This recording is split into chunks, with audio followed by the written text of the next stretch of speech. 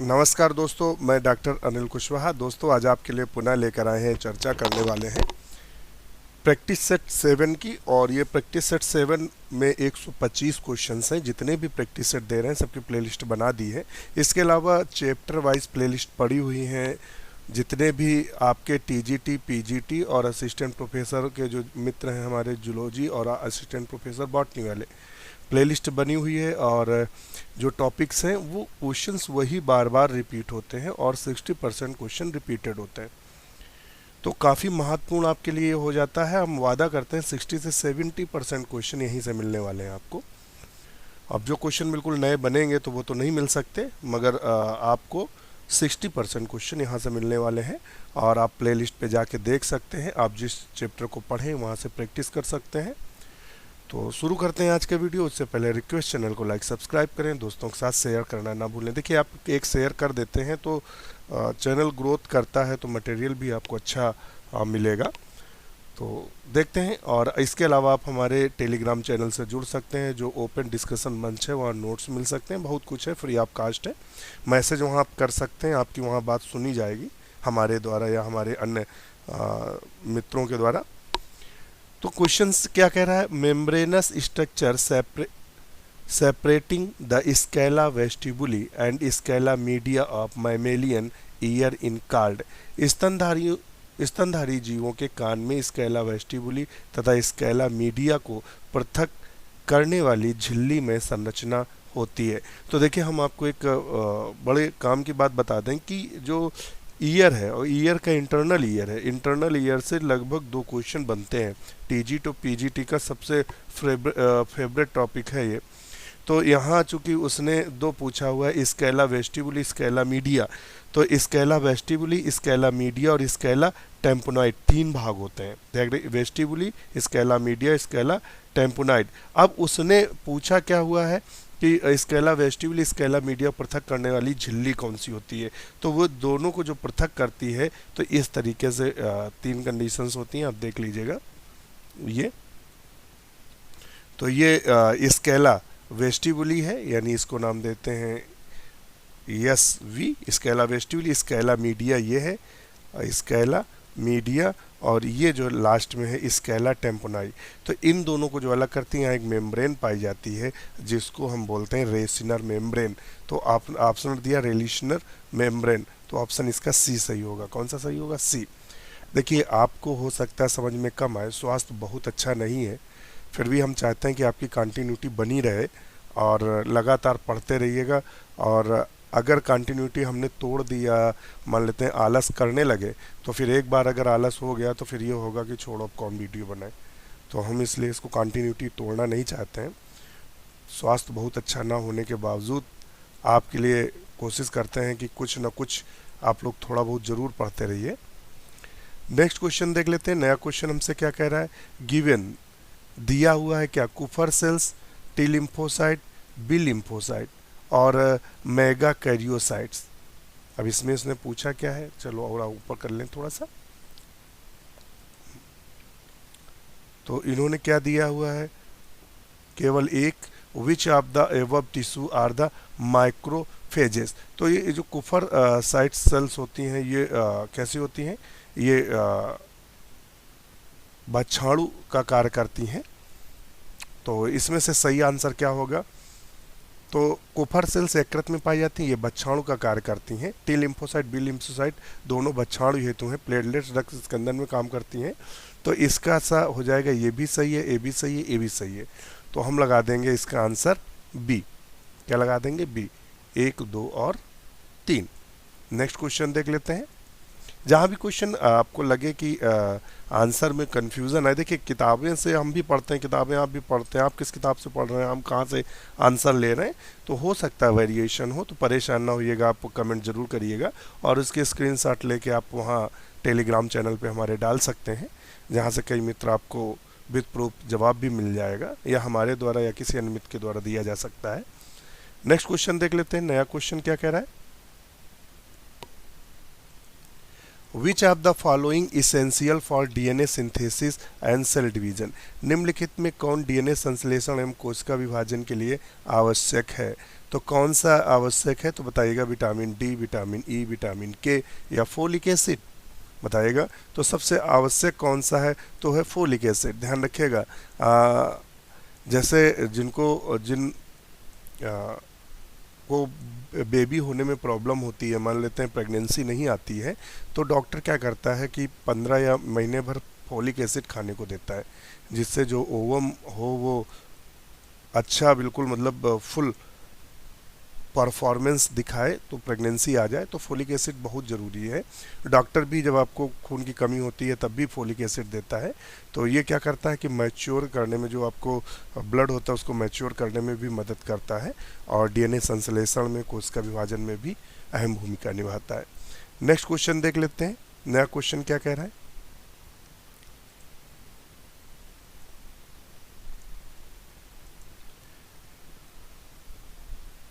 कोलीसाइटोकाइनिन उत्तेजित करता है, कोलीसाइटोकाइनिन उत्तेजित करता है, तो किसको उत्तेजित करता है?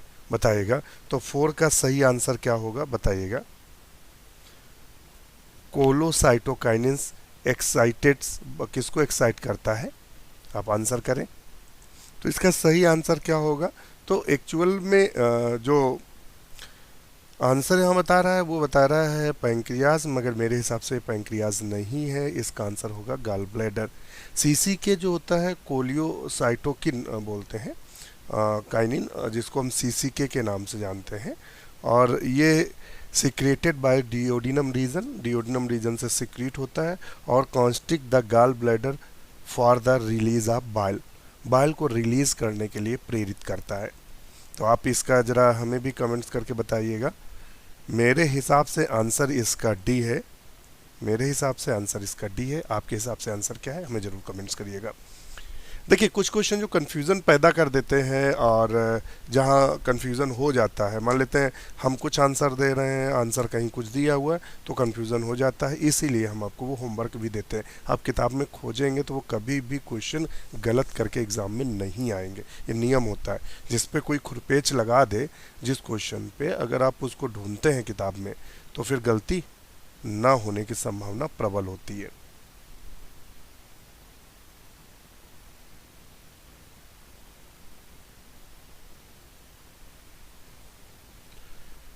तो नेक्स्ट क्वेश्चन देख लेते हैं। नया क्वेश्चन हमसे क्या कह रहा है?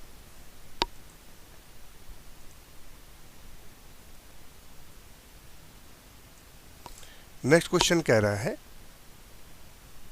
Hormone erythropoietin is secreted by, erythropoietin hormone स्रावित होता है, तो बताइएगा किससे इराइथ्रोपोइटिन हार्मोन स्रावित होता है?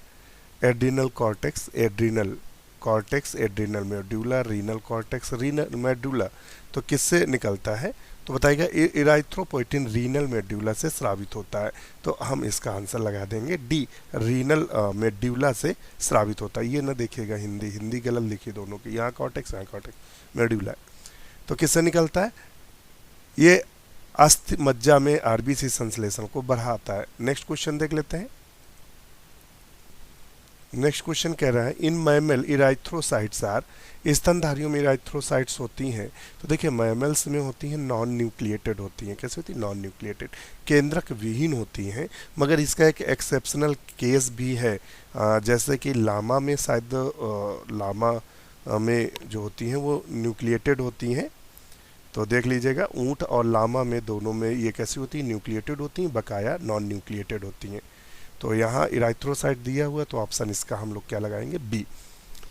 Carbonic anhydrase is found in, carbonic anhydrase पाया जाता है। तो कार्बोनिक एनहाइड्रेज जो इंजाइम है वो इराइथ्रोसाइट्स में पाया जाता है। किस में पाया जाता है? इराइथ्रोसाइट्स में पाया जाता है। इसकी कुछ मात्रा रुधिर प्लाज्मा में भी पाई जाती है, मैक्सिमम मात्रा जो होती है इराइथ्रोसाइट्स में देखने को मिलती। तो ऑप्शन इसका हम लोग बी टिक करेंगे। नेक्स्ट क्वेश्चन देख लेते हैं। नया क्वेश्चन हमसे क्या कह रहा है?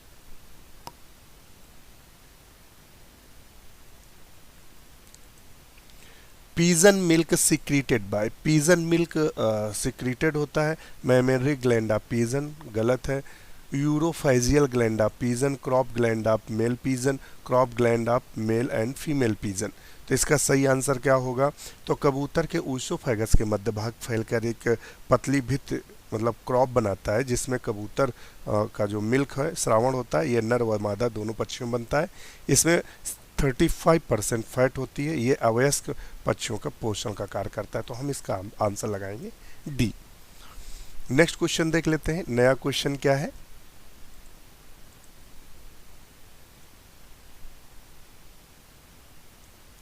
नया क्वेश्चन है the tusk of elephant. Elephant का जो आप वीर देखते होंगे, जो एलिफेंट में इस तरीके से वीर निकले रहते हैं हाथी में, ये मान लेते हैं उसकी सूंड होती है। ये अब आप बड़ा बुरा बना दिए हैं, चलो ये वीर निकले रहते हैं ये, तो ये इसकी बात कर रहा है।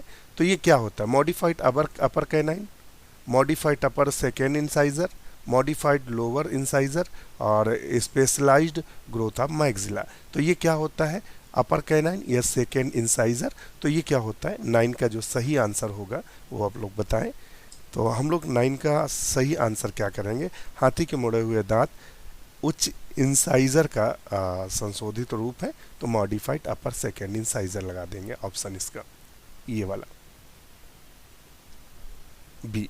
नेक्स्ट क्वेश्चन देख लेते हैं। नया क्वेश्चन क्या कह रहा है हमसे?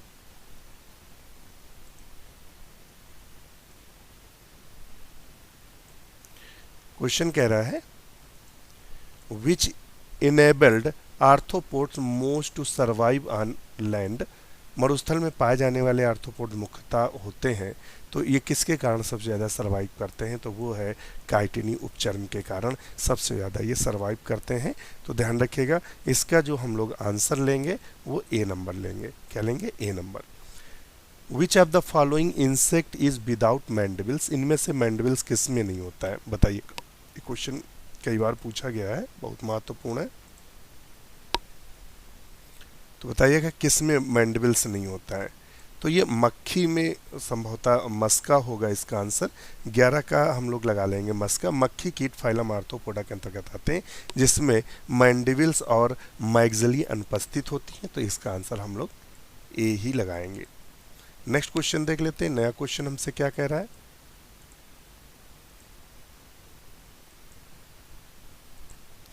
नया क्वेश्चन कह रहा पर्ल प्रोड्यूसिंग इंडिया स्पीसीज। देखिए ये हमने आपको क्वेश्चन बताया था, 6वें पार्ट में आया था, इससे पर्ल से संबंधित एक आया, तो हमने कहा था ये क्वेश्चन बनता है।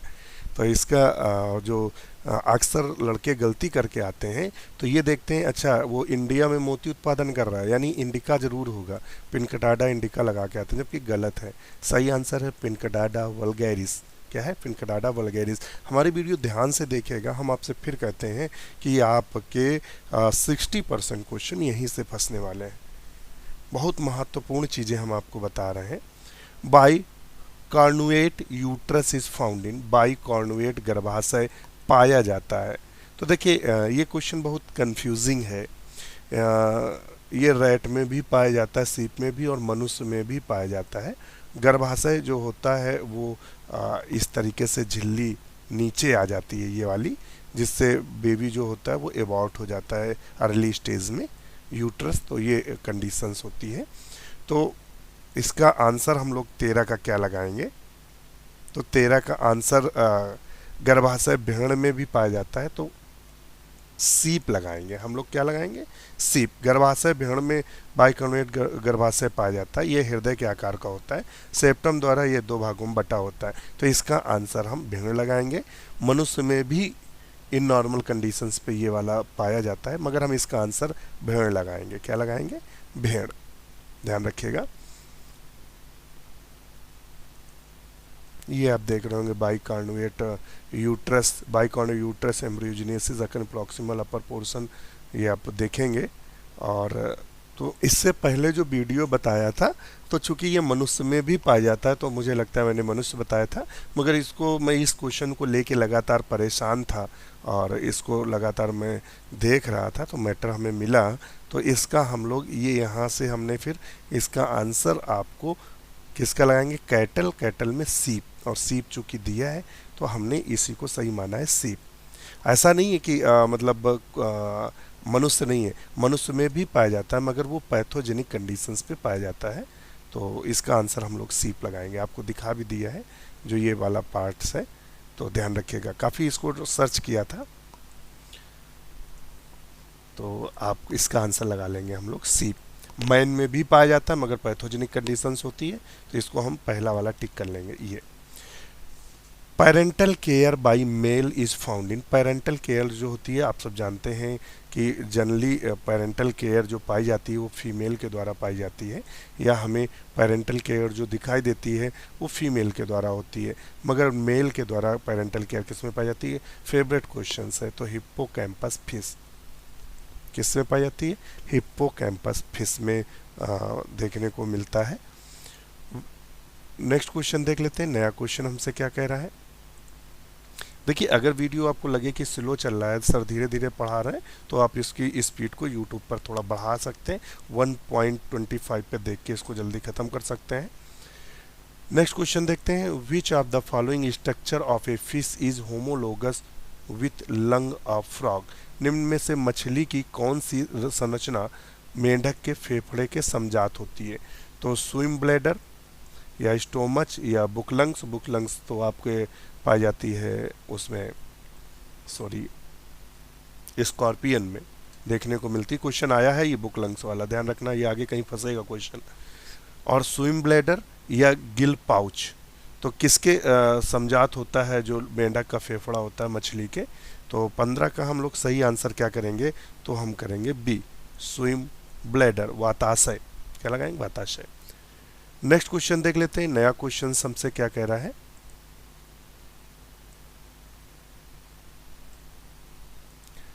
Term genes refers to. Genes terms जो रिफर्स करता है या बताता है वो किसको दिखाता है? तो ए पोर्शन ऑफ डीएनए, डीएनए के एक भाग को दिखाता है। तो 16 का जो सही आंसर होगा वो होगा D, the term gene was given by. The term genes refers to, अच्छा ये रिफर्स हो रहा है और ये गिवन बाय, तो किसने दिया था बताइएगा? तो जीन्स शब्द किसने दिया था? जॉनसन ने दिया था। तो 17 का जो सही आंसर होगा वो होगा सी, जॉनसन द्वारा दिया गया। नेक्स्ट क्वेश्चन देख लेते हैं। नया क्वेश्चन हमसे क्या कह रहा है?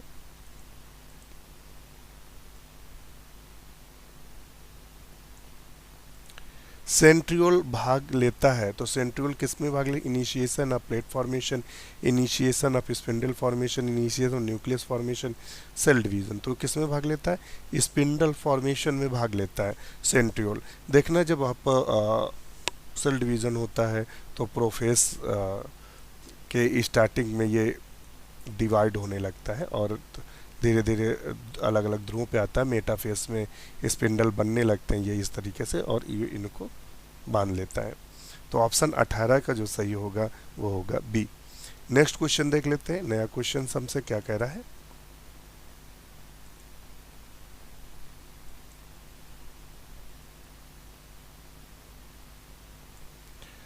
नया क्वेश्चन कह रहा है which of the following structure is the functional unit of Golgi complex. निम्नलिखित संरचनाओं में कौन एक गोल्जी मतलब बॉडी का क्रियात्मक इकाई है? तो वो क्रियात्मक इकाई क्या होती है? सिस्टर्नी। क्या होती है? सिस्टर्नी होती है। यहाँ थैलाकॉइड दिया है, आर्कोप्लाज्म और क्रिस्टी, तो cisternae first. Pacemaker of frog is located in. मेंढक का पेस मेकर स्थित होता है। देखिए इसने फंसा दिया, आप बडूस का जानते हैं। मेंढक का पेस मेकर किस तरफ स्थित होता है? तो 20 का जो सही आंसर होगा, पेस मेकर हृदय के दाएं आर्किल में स्थित होता है। तो ये आया, राइट आर्किल्स में स्थित होता है। नेक्स्ट क्वेश्चन है। नया क्वेश्चन क्या कह रहा है?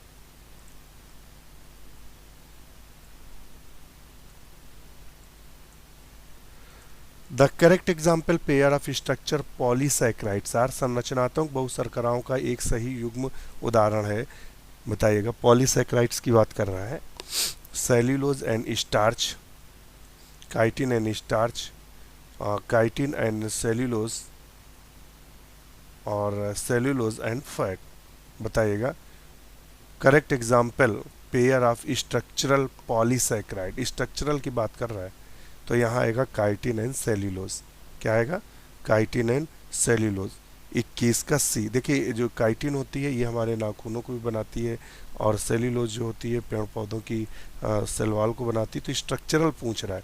ए भी पॉलीसैकेराइड्स है, ए भी पॉलीसैकेराइड्स है, ये केवल फैट पॉलीसैकेराइड्स के अंतर्गत नहीं आता है।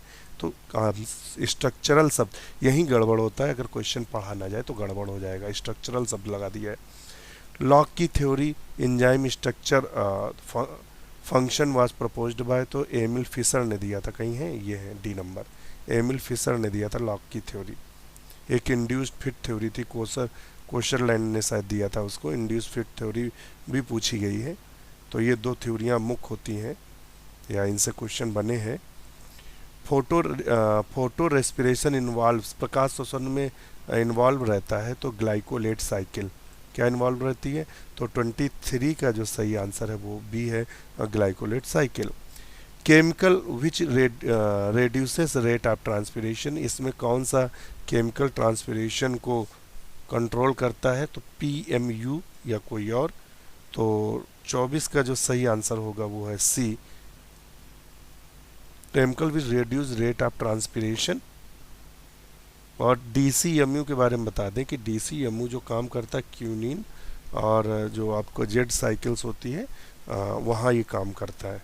DCMU सेकेंड पिगमेंट सिस्टम पे काम करता है, ये क्वेश्चन बना है, सेकेंड पिगमेंट सिस्टम पे काम करता है, शायद प्लास्टोक्यूनिन और क्यूनिन के मध्य काम करता है, ब्लॉक कर देता है, इसीलिए हार्बिसाइड है। ये क्या है, हार्बिसाइड है, तो पौधे मर जाते हैं। इससे क्वेश्चन बना है, ये चूंकि आया है तो बता दें। Chemical which reduce rate of transpiration, तो ये थोड़ा सा, तो ये मुख्यतः जो भी हम आपको बता रहे थे कि phenyl mercury acetate, phenyl mercury acetate का मतलब PMA, फेनिल मरकरी एसीटेट जो है वो एंटी ट्रांसपेरेंट्स होता है, ध्यान रखिएगा, एंटी ट्रांसपेरेंट्स होता है। तो इसका आंसर हम लोग लगाएंगे PMA। आपके सामने हम क्वेश्चन जहाँ कन्फ्यूज़न होता है उसको हम आपको उपलब्ध भी करा देते हैं, जिससे कन्फ्यूज़न ना के बराबर हो, मेहनत ना करनी पड़े। तो ये ध्यान रखिएगा। और यहाँ inhibit anti transparent metabolic inhibitors reduce the stomatal opening, increase leaf resistance to the water vapor diffusion without the affecting carbon dioxide uptake। Example तो phenyl mercury acetate, abscisic acid and aspirin, ध्यान रखिएगा ये है। तो option आप इसका ए सही होगा। क्या सही होगा, ए। तो यहाँ थोड़ा सा गड़बड़ दिया, PMU दिया, फेनिल मरकरी, और यू अलग दिया, वो एसीटेट था। तो यहाँ हमें लगता है AU होना चाहिए, और तो रिड्यूस करता है, तो ऑप्शन हम इसका ए लगा के चलेंगे। आप लोग भी इस पे देख लीजिएगा। ये वैसे अगर PMU दिया हुआ है और जो नेट पे दिखा रहा है PMA दिखा रहा है, तो ज़रा इसको आप भी देख के हमें भी बताइएगा, कन्फ्यूज़न कर रहा है। नेक्स्ट क्वेश्चन देखते हैं, नया क्वेश्चन। अगर कोई आंसर आप बताएंगे तो हम देखते हैं उसको। नेक्स्ट क्वेश्चन देख लेते हैं। फर्ण गैमेटोफाइट, फर्ण का गैमेटोफाइट कैसा होता है, तो हम आपको बताएं हृदयाकार होता है, गुर्दे के आकार का होता है, या फिलामेंटस मल्टीसेलुलर ग्रीन होता है, या मल्टीसेलुलर थैलस होता है। तो 25 का सही आंसर इन चारों में से हम क्या लगाएंगे, फटाफट आप कमेंट करिए। 25 का, तो 25 का आंसर लगाएंगे गैमेटोफाइट बहुकोष की हृदयाकार रचना बनाते हैं, तो ऑप्शन होगा ये देखिएगा, केवल मल्टीसेलुलर थैलस दिया है, जबकि हार्ट शेप्ड देना चाहिए था, ये हिंदी में हृदयाकार लिख दिया है, तो ऑप्शन इसका ए सही होगा। विच of the following so in C2 germination of spore, इनमें से कौन सी प्रजाति परख नकली अंकुरण का ज्वलंत उदाहरण है, तो वो कौन सा है, तो वो है पेलिया। कौन सा है, पेलिया।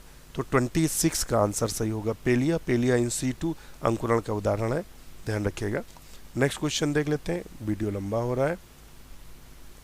और आज का last question, which of the following shows in C2 germination, तो बता दिया है आपको। In which the following gymnosperms genus the seed are suppose to be bitegmic, तो बाइटेगमिक जो सीड हमें देखने को मिलते हैं वो नीटम में देखने को मिलते हैं, तो नीटम नीटेल्स में देखने को मिलते हैं, तो यहाँ ऑप्शन आएगा। फिर हम लोग क्या लगा के चलेंगे, 27 का, तो 27 का सी, इफेड्रा। बाइटैगमिक कंडीशन इफेक्ट हम देखने को मिलती है। तो दोस्तों आज के लिए इतना ही। वीडियो कैसा लगा कमेंट जरूर करिएगा। जिन मित्रों को धीमा वीडियो अगर लग रहा हो तो वो स्पीड आप तेज कर सकते हैं। इसी के साथ नमस्कार।